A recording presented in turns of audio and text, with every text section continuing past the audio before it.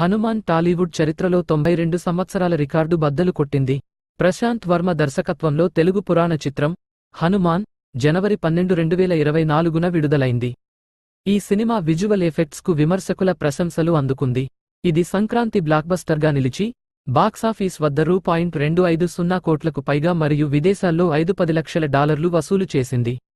టాలీవుడ్ చరిత్రలో 92 సంవత్సరాల ఘనతమైన సంక్రాంతి బ్లాక్బస్టర్గా నిలిచిన ఈ చిత్రంలో తేజ సజ్జా ప్రధాన పాత్రలో నటించగా, అమృత అయ్యర్, వరలక్ష్మి శరత్కుమార్, వినయ్ రాయ్లు కీలక పాత్రలు పోషించారు. విడుదలైన తర్వాత ఈ చిత్రం విజువల్ ఎఫెక్ట్స్కు విమర్శకుల ప్రశంసలు అందుకుంది మరియు బాక్సాఫీస్ వద్ద రూ.250 కోట్లకు పైగా వసూలు చేసింది. 20 రోజుల పాటు థియేటర్లలో విజయవంతంగా ప్రదర్శించబడిన ఈ చిత్రం ఇప్పుడు సంచలన వార్తలు సృష్టించింది. ఎందుకంటే ఇది టాలీవుడ్ చరిత్రలో 92 సంవత్సరాలకు సంబంధించిన అన్ని సమయాలలో గొప్ప సంక్రాంతి బ్లాక్బస్టర్గా నిలిచింది.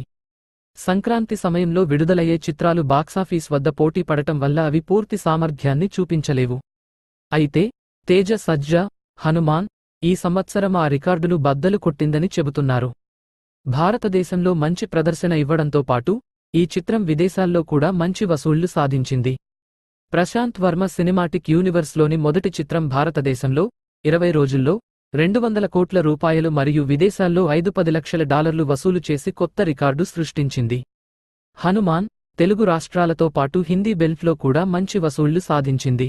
ఆక్యుపెన్సీ శాతం మేరకు ఫిబ్రవరి 9న పెద్ద సినిమా విడుదలయ్యే వరకు ఈ చిత్రం మరొక వారం థియేటర్లలో నడుస్తుందని తెలుస్తోంది. 2024లో భారతదేశంలో రూ.200 కోట్లకు పైగా వసూలు చేసిన మొదటి చిత్రం హనుమాన్. ఈ చిత్రం విజయం తర్వాత నిర్మాతలు జై హనుమాన్ అనే సీక్వెల్ను ప్లాన్ చేశారు. ఈ వీడియో నచ్చిందా? అయితే లైక్, షేర్, సబ్స్క్రైబ్ మర్చిపోకండి.